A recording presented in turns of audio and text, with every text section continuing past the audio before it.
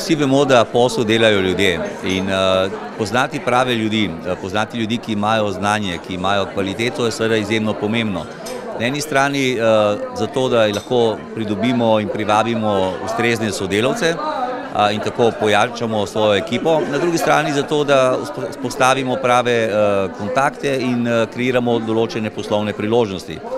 Torej, uporaba networking tehnik v tem smislu, da si kreiramo neko bazo kontaktov, da to bazo vzdržujemo, je seveda zelo pomembno.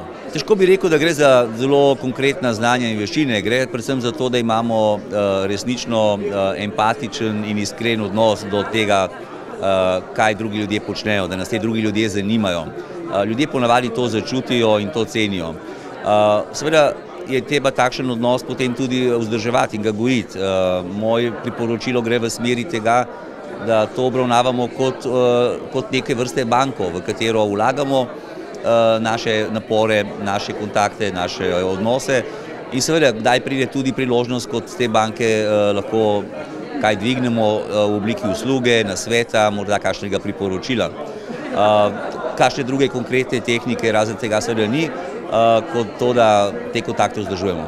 Težko bi rekel, da v podjetju, ampak seveda poznamo mreženje znotraj podjetja, večje kot podjetje je, bolj pomembno je, da tudi znotraj podjetja vzpostavimo ustrezno mrežo.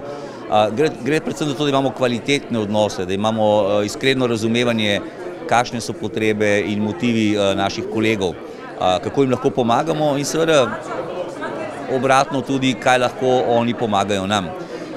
To je, kar se tiče notranjega okolja, ko pa govorimo o zunanjem okolju, pa velja podobno pravilo, vendar je tam področje mnogo širše. Govorimo o področju kontaktov v Sloveniji, o mednarodnih kontaktih in vsako od teh področij zahteva resno, načrtno in sistematično delo.